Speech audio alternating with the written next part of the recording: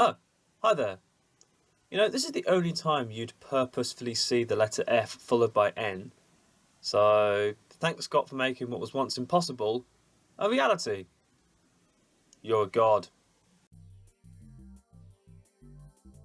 These two cinematic works of art have already earned their rightful place in Will and James's bad bin.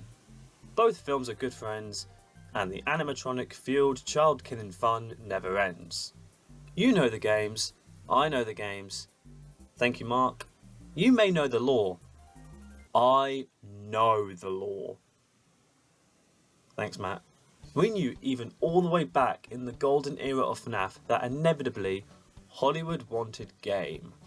After a few years believing Chris Columbus would take the helm, we eventually were gifted the 2023 cinematic adaptation directed by Emma Tammy and co-written by creator of the game Scott Cawthon.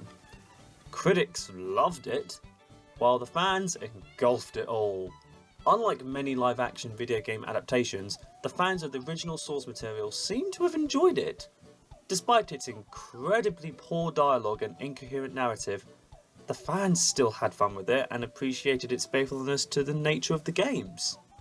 That's just fascinating to me. How is that possible?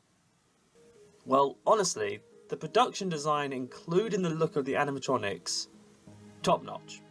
No complaints there. Even the performances with what they were given, they were alright. I like Hutchison, Elizabeth Lale and Piper Rubio were good. Though we'll admit the aunt character sucked. Sorry not sorry. And then there's Matthew Lillard. I love this man. Please get him into more stuff. Also the music is sick. Cut 2 years later to some reason a December release and not an October one. Yeah, I don't know what they were thinking there. Five Nights at Freddy's 2. Oh my god. If you're not a die-hard fan of the games and have absolutely no recollection of the lore, on top of that you are a passionate film enthusiast who primarily supports auteur cinema, then studies show you'd more likely enjoy being like old Willie Afton and endure Sprinlock Armageddon. On one hand, all the praise I gave the first film applies to this one also. The set, the design, the performances, music, even the sound design in this film is a tad better. Hell, it's even a tad scarier, which is all I wanted from the first film. So, thanks Jason. At least we didn't get that weird fort building scene. I don't know what they were thinking there. But oh my god.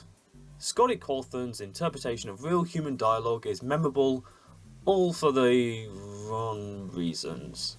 Even in the games, particularly the dialogue delivered audibly by a character, there are spoken sentences that would only suffice in the video game format, not in a narrative-driven art form like film. See, both films are like colourful cruise liners. Everything the fans respect from these adaptations are keeping both ships afloat and lively, all while their dropped anchors represents their screenplays, threatening the artistic satisfaction from the fans on the boats. Well, I guess their lives too in that case. I'm bad at metaphors. But as previously stated, here's the thing that's just so fascinating to me. Because the dialogue in the games was just oozing with pizza cheese, the dialogue in the films, also disgustingly cheesy, becomes incredibly faithful to the source material. And that's Scott Cawthon for you. A beloved creative genius celebrated for his talented visual storytelling capabilities, despite his skills at building a coherent narrative, are just all over the place. Now, I want a third film. I think most of the fandom does too. Now obviously I hope that they make a better film.